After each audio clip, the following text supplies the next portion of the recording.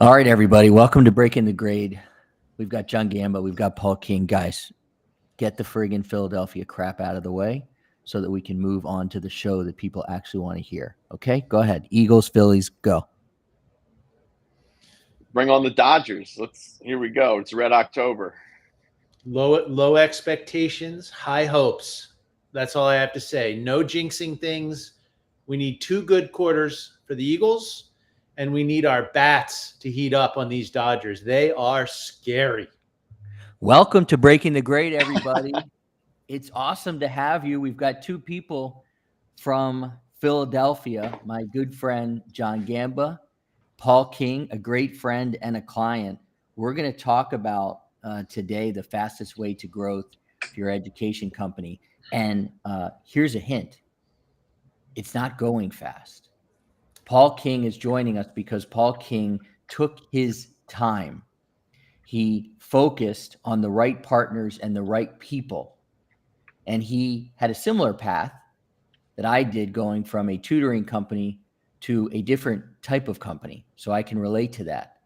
Paul King is an interesting guy because we were connected some way or another. This is the way most things happen in my life, by John Gamba. And I talked to Paul and I was like, man, you are perfect for the Ed Sales Elevation experience. And he said, just give me like 6 or 8 months. I'm like, what? He was right, though. And he joined us, and he joins us today. So Paul King, welcome to the show. We're happy to have you. Thanks for having me. I'm happy to be here. Okay, very cool. John Gamba, why don't you remind everybody who you are, and then we will kick this show off, please. I am a member of the Josh Chernikoff fan club. Fantastic. I'm John Gamba. I'm the entrepreneur in residence and director of innovative programs at Catalyst at Penn GSE. We work with early stage ed tech entrepreneurs with a vision and mission to help innovate and grow early stage ed tech companies through the lens of research to practice. Our vision is to advance innovation, impact, and equity in worldwide education through our continuum of programming, including participating, co-founding, partnering on podcasts like this with a crew of awesome partners and sponsors, including you, Josh, and the Ed Sales Elevation experience. And just really super happy to be here. Cool. Paul King is going to tell us about himself. I guess both you guys kind of have names that are first and last names. Do people generally say John Gamba and Paul King? They don't generally say Josh Chernikoff. But Paul King, tell us all about you. Give us your 1-minute journey so we can dig into really what people want to know, which is how to scale your education company. Of course, yeah, and yeah, I've gotten the full name treatment my whole life, so yeah, keep that going. That's cool with me. Yeah, I'm the founder and director of Neighborhood Educational Partners, business I founded 2 years ago, and before that, I had a business that was private tutoring, B2C, SAT prep, working with kids predominantly in private schools here in Manhattan. I'm based in New York City. And the new business is focused on partnering with NYC DOE public schools. And it is focused on working with the students who are really furthest from opportunity. We've run pilots with students who are STH designated, that is students in temporary housing or shelter. We're working with a lot of L students, English language learners. So we're providing bilingual instruction in the classroom during the school day, specifically for the Algebra 1 Regents exam, which is New York State assessment. It's currently required for graduation for high school diploma. So that is sort of our North Star, but in order to access that, students need a lot of pre-algebra support, foundational numeracy support. And so that's really the bulk of what we're doing, and using that as an on-ramp to algebra readiness. So to sum up, you were doing one-to-one tutoring, and then you basically focused on one specific, single, urgent problem, which is Algebra 1 Regents scores in New York City. And I know the answer to this, but I'm going to ask, how did it feel to really narrow down and niche down your business to just focusing on this one particular exam? Yeah, I mean, we've talked about this, and initially it feels like a sacrifice that I am, giving up the whole pie for this sliver. And what I've learned, and the reality of that, is that when you are that niche down, this particular exam, this particular type of student, this particular school in a subset of the New York school system, now you're really speaking to a particular audience. There are certain principals and superintendents who, their ears perk up when you're starting to talk about STH students and Algebra 1 Regent scores and low pass rates on that exam that are preventing these students from graduating. And they have a backlog of kids who have to retake this. It's a real pain point for them.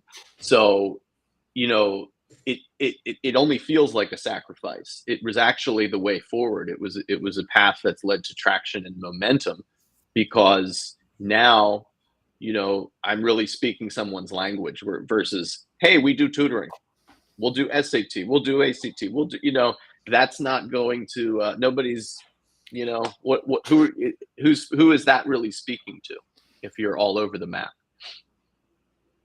John, I would believe that this is something that you believe in as well. Clear messaging, solving one specific problem. When you work with people through University of Pennsylvania's Graduate School of Education, is it equally uncomfortable for them to come to this realization? Yeah, Paul's message, Paul's journey, Paul's awakening really resonates in terms of the experiences I've had with my own entrepreneurial journey and those that I work with. Talk about my entrepreneurial journey. So I was the ice cream man in college. That was my foray into entrepreneurship. My TAM was about $500. My SOM was about, $80 a day. And that was a good day for my ice cream route. When Paul talks about something that appeared to be a sacrifice that turns out to be an opportunity, people have to realize that the algebra problem in New York City is probably an 8-figure TAM, right?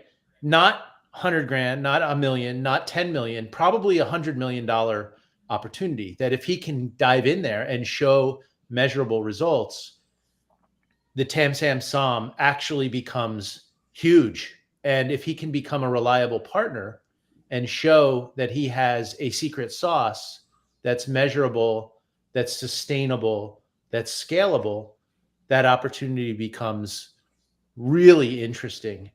And then when he proves it, I would imagine there's other extensions. I saw this actually with Prisms of Reality, where Anurupa Ganguly from Prisms was thinking about solving the algebra problem and always was thinking, oh, what about physics? And what about other experiential learning paradigms? And she came to the conclusion smartly that if she stays focused on the algebra problem with super engagement, pedagogical alignment, and an easy to adopt solution with interoperability built in, she actually could lock in customers and then grow them from there. So kudos to you, Paul, in terms of what you've done in that region with those results. And kudos to you being patient. Thank you. What about kudos to me being patient? I had to wait. I had to wait for this guy. You had to wait for me to figure out my camera for 14 minutes. So you were tapping your toe, and I appreciate your patience too, Josh.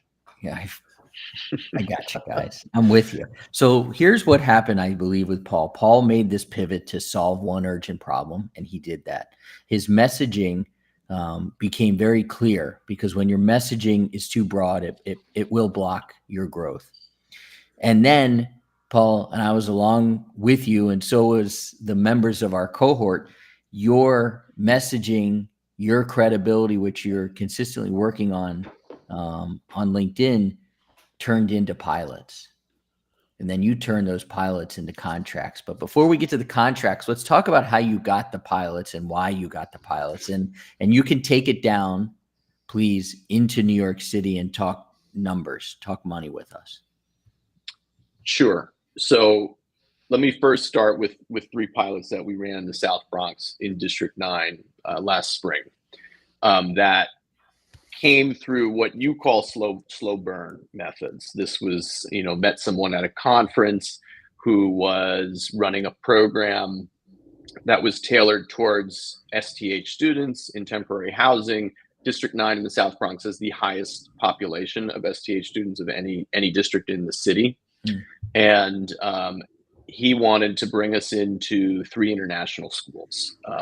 So we had Spanish language instructors, and we got in there, and that's how that happened. And that pilot ran from January through June. There was another pilot we landed, though, that was really a direct function of my being in 3E, just working on the LinkedIn credibility, the profile, the messaging on there, doing what you call raise your hand outreach, connecting with principals. Guy who I connected with immediately messaged me back and was like, "Oh, I'd like to learn about your program." And I think he had spare budget in the spring, and he was like, very quickly, "Okay, we'll bring you on." That was for a $25,000 pilot in the spring. And I should have mentioned the other pilots. There were 3 for $80,000 for all 3 of them. So, that was a pretty good start to our year. And the 25K through 3E was really an unexpected bonus. I wasn't even trying to sell at that point in 3E. We were still really working on the messaging. Of course, you and the cohort coached me through how to have that call. So, that was, to me, the real proof of this is working. And we're now promoting what we're doing in the right way, because it's a very different thing to run the pilot. You can run pilots and no one can know about it. But 3E was really instrumental in helping me to show, what we were doing and get the word out and generate a little bit of buzz. I love the fact that you said that you weren't even selling.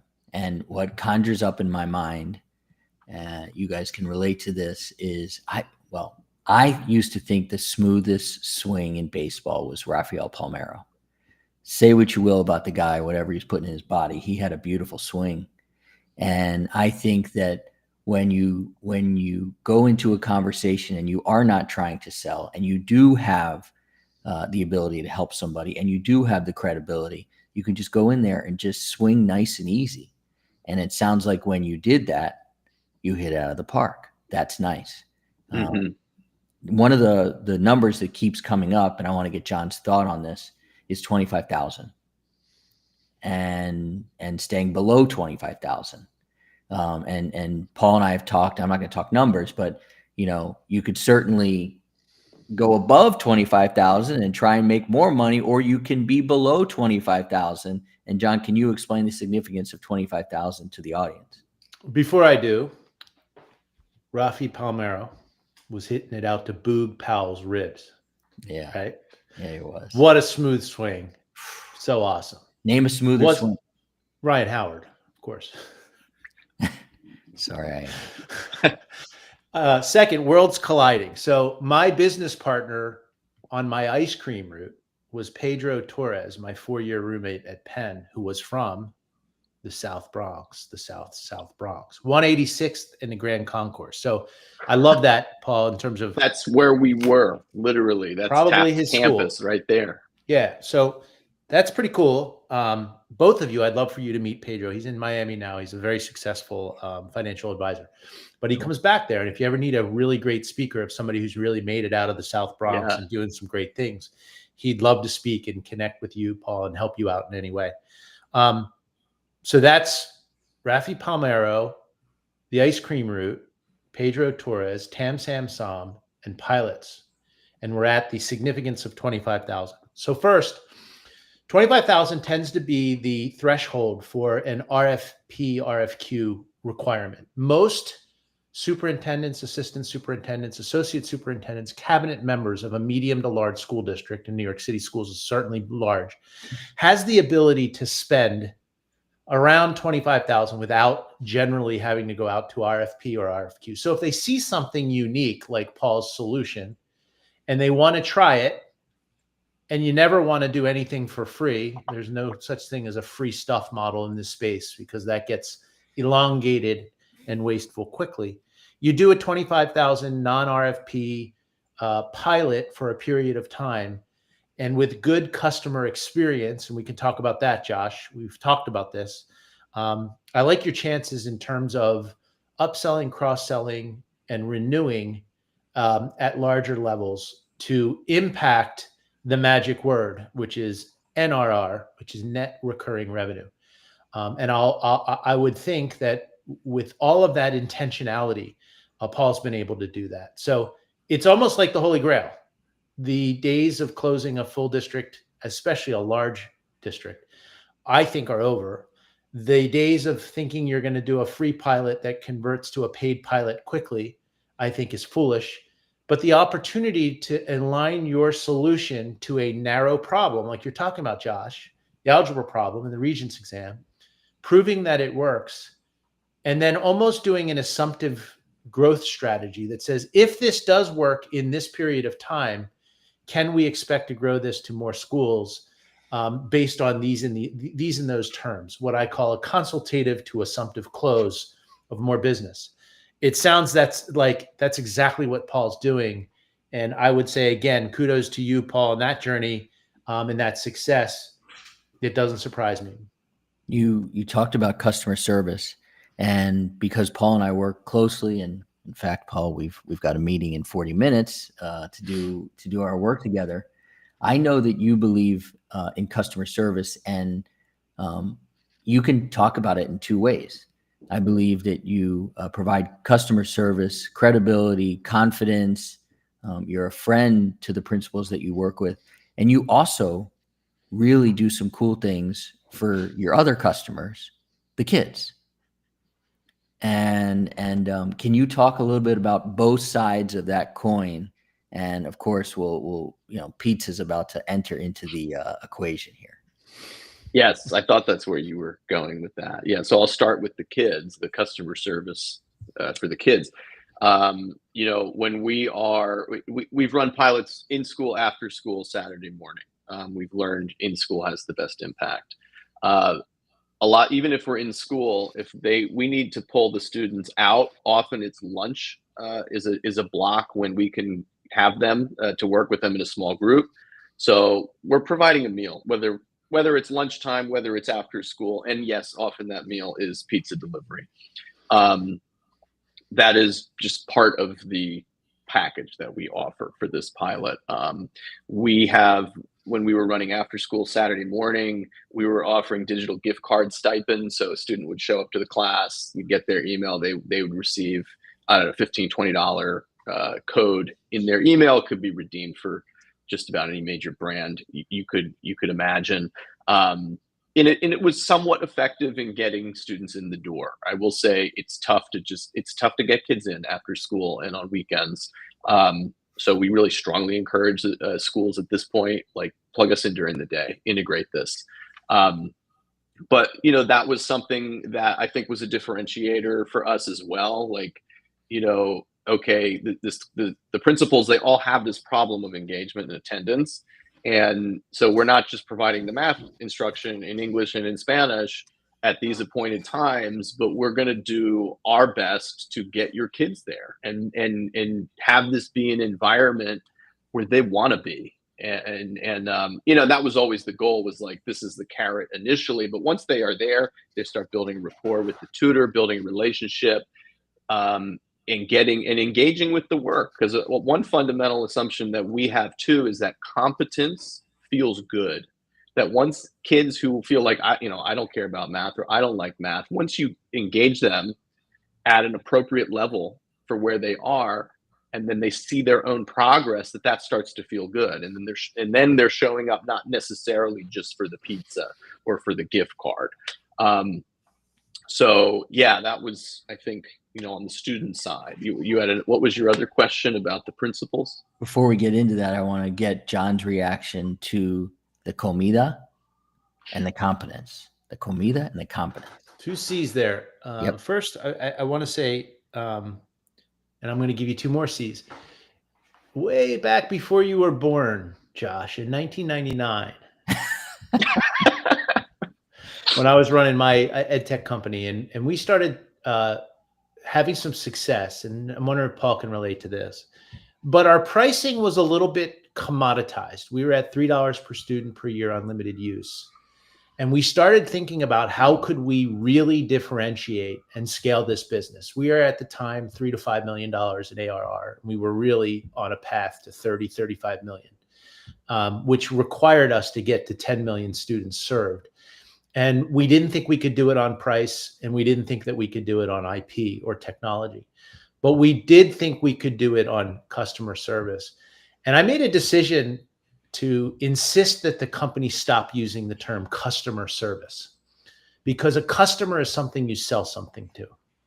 A client is somebody where you represent their interests. So we changed the jargon, or we changed the term, and we changed our systems to differentiation based on client care, CC, right? Care is something more than service.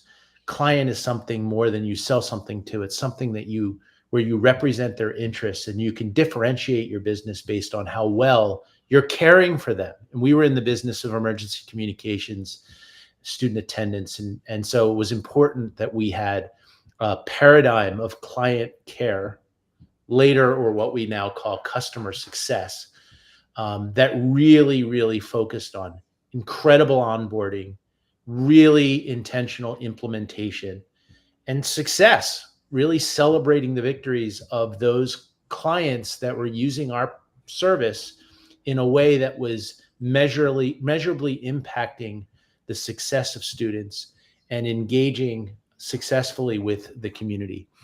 So I think that's really important for our audience to think about customer service through the lens of client care. And I do think things like Gomita, and being creative with how you implement the solution, and you get people jazzed and fired up about using it, is part of the challenge, and when you get through that, I think that's important. As far as competence goes, I think that sells. I think in the tutoring business, especially when you're putting tutors in front of students and you're trying to improve Regent scores, I think the competency of your solution and the competency of the talent that you're putting forth to achieve the results that you said you would, if you can demonstrate that they're superior, or like your chances of going from a $25,000 pilot to something bigger, not because you're slick and not because you're a good salesperson, but because you're competent. And I'm right there with you. I'm not so big on food, but I am big on the competency and being able to demonstrate that what you're putting forth leads to measurable results and can be used to grow the solution. I'm not so big on causing controversy, but by the way, we're all about C's today, aren't we? We're a lot of C's. We tend to go down this path. And by the way, speaking of C's, in the chat, if people would like to weigh in on this, I'm going to ask a question because I have seen Paul on LinkedIn. He's built out a really nice presence and wrote a pretty benign post and mentioned the fact that he was serving pizza. And we happened to have in our cohort a few New Yorkers who said, who Paul, read this LinkedIn post to. And they're like, what the fuck, man? We're New Yorkers. We eat. We get together. We eat. So, John, because you kind of brought it up, you kind of poked that bear a little bit. Obviously, there's no right or wrong answer here, but where do you fall on food or discount cards as being part of a program? I'm lower on the totem pole in terms of using that as incentives or props or catapults, if you will, to building great relationships.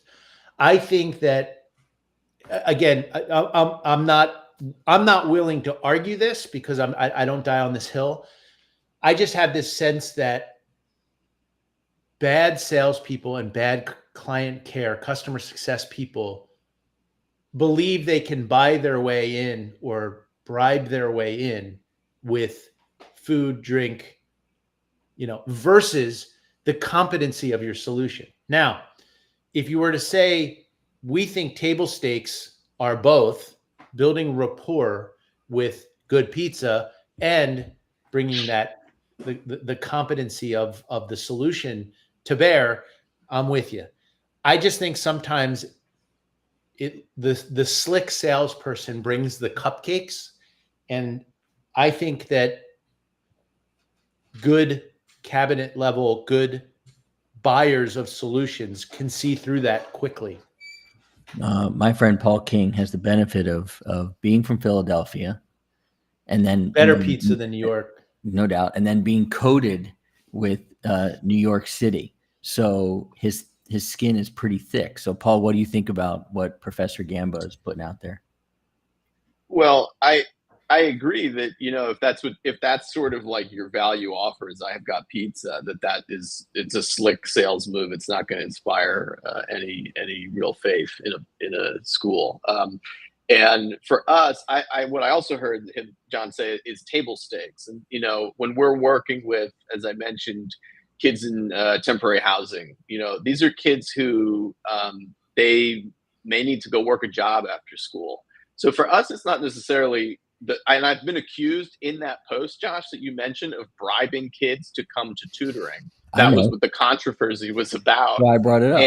And my response to that is that it is just actually a way of lowering a barrier of entry. It's not like, here, come get this. It's a reason for a student who might otherwise have to go work a job and earn minimum wage to at least, okay, we're going to provide you with a meal and $20, and maybe that will, make the math tutoring, because without that, they might just say, absolutely not. I'm going to go to my job.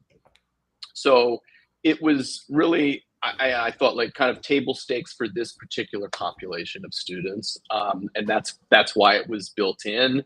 And it was certainly not, the main impetus of like, that's what we're doing here, is just giving kids pizza. Wait, let me plus one you there, Paul, because Sure. I misunderstood. When I'm thinking pizza, I'm thinking about pizza cupcakes and bringing in the incentives in the sales process. We do a lot of work at Penn GSE on trauma-informed practices. So I'm even going to bring myself down here on the table stakes comment. A kid who is hungry can't learn, right? So if you are providing tutoring in a way that is going to increase the results because a tummy is full, I'm all in on that. I think that is what I call multidimensional learning, right? It's not only pedagogy, it's not only curriculum, are you engaging them? Are you inspiring them? And are they, are you teaching them, tutoring them, high dosage tutoring them through a trauma-informed lens? Because yes, I've been to the 186 in the Grand Concourse, but by the way, been there, certainly haven't lived there and have done work there like you have, Paul. Yeah, you can't get through to these kids if they're hungry. And if that's a way, I'll also say that my son's been a tutor and an intern of a writing workshop in the Frankfurt area of Philadelphia, right? We know it's like The Walking Dead out there. It's very sad. And just him bringing a pack of gum allowed him to get through to some of the kids. As he said, a pack of gum and some Marvel knowledge. And you're going to be able to provide educational services to these young, impressionable, and kids who really want to learn. That's very cool. We always like to give people some action items here based on what we've talked about. And some action items would be, one is that people who are listening can audit their offer. Think about that one urgent, measurable problem that they can solve. They can design a pilot strategy, create a small, low-risk entry point. They need to pair their data with story. Collect both quantitative outcomes and qualitative stories. And we'll circle back to that one, John. Shift from vendor to partner, which I think is that customer to client that you're talking about, and build your niche credibility pack. Document your last 3 pilots. And I know Paul is working on that. So first, I want to go back to John. Pair data with story, quantitative and qualitative. Can you comment on that? And then Paul, I'm going to shift to you when it comes to the last 3 pilots. My comment is one word, is amen. Quantitative, qualitative results. It's one thing to go in and start ripping out 25% growth, 30% more engaged, 80% more satisfaction from parents. It's another to say, let me tell you about Juan, and let me tell you about his struggle, and let me tell you about his journey through our process. And Juan's not alone. Of the 762 students that were similar to Juan, we were able to increase Regent scores by that. That's fusing the story with the data. And I think that's synergistic. I think 1 + 1 = 5 there. So absolutely. And I think that was the only question you asked first, and then bring it back to Paul. So Paul, I wanted you to talk a little bit about some of the work we've been doing with some of your principals that were in pilots. And, we kind of set up your ability to talk to them. You've got somewhere in front of you, you've got a nice microphone, you've got some lights, and we had you do some really good interviews so that you can show people the good work that you are doing. So can you talk through the process you did there to bring those pilots to life? Yeah, I was just working on that before we all jumped on here, editing one of those interviews. But yeah, that's something that you strongly encouraged me to do, was, have a principal or assistant principal, anybody in the school who really saw the program up close and personal, interview them and get their thoughts, and they can speak to the value of this and the impact far more effectively than I can. And that, honestly, it's been a lot of fun, so it's like a podcast format, and I think I scheduled them for 15 minutes. My one conversation with the principal at 181st and Grand Concourse Wow. went for over 30 minutes, and it just became this wide-ranging interview about math education and multilingual education. So not only does it promote and share the pilot, but it's also that that client care piece of it's building a relationship with somebody. And I think initially I thought, are they going to be annoyed that I'm asking for 15 minutes of their time? And in fact, I think every conversation I've had like that, every recording that we've made, has just been a lot of fun, for me and for the school leader. And it's certainly, validating for me what we're doing, and I get great feedback. And so, yeah, that's been and just putting that on LinkedIn to go twice a week, have these kind of TikTok style clips. So when people look us up, hopefully that's what they see, and they see folks at the DOE speaking to what we're doing. Great. It's so interesting, Josh, on that point too. You experienced this in New York for the milking competition too, in a different way.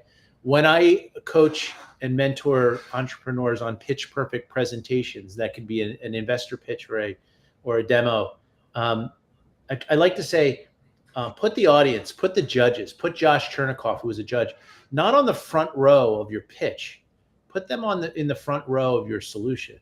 And if you remember, on someone like College Contact, who won, one of the winners, as they went through their near peer model and they were explaining some of the data that would inspire a judge like you to say, this really is working. I said, don't have screenshots up on screen. Have an animated story going so they can see how these students and how these peer mentors are lit up when they're helping, they're engaging, they're connecting with these clients. And I think that made a difference. So as they're talking about the impact in the background, you can see a near peer interaction between somebody who is getting college and career guidance from one of the peer mentors. I think it's really important and really powerful. Yeah, Paul will back me up on this, that I'm always looking and encouraging people like Paul to take that picture in front of the school or with a principal, because it really does tell an important story. And by the way, John, I mean, I know you were obviously doing John Gamba stuff at the Milken competition, but Paul was there. Paul came. Paul came, and you know, you probably couldn't see around the cameras and the people that were hugging you and just the autographs you were signing. But yeah, Paul was there, and we got to have a nice hug, and that was awesome to have you there. All in the family. It's great to be there. Paul. Yeah, of course. Yeah, my pleasure. So speaking of all in the family, I'll do this for you guys just because I love you both.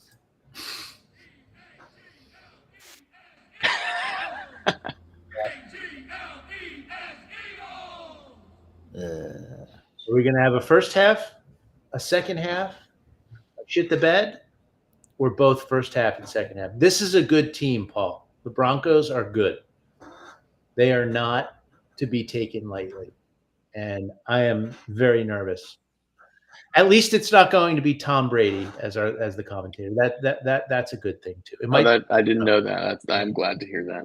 It might be Romo. So okay. What are they saying on IP? Because that is by far the greatest radio station in the world. The Fan is. There's a lot of AJ Brown talk, which is, what is he doing? Is he Terrell Owens? Which he's not. He just wants the ball, and he wants this team to live up to the expectations that they should live up to as the Super Bowl champions. You know, at least we are not Mets fans. Did we talk about 1999 and client care? Is that the last time the Washington Redskins were in the Super Bowl? It was not 1999, by the way. That was, I believe, the year that Dan Snyder bought the team. It was 1991 when they beat the Bills. Wow. When they won the Super Bowl.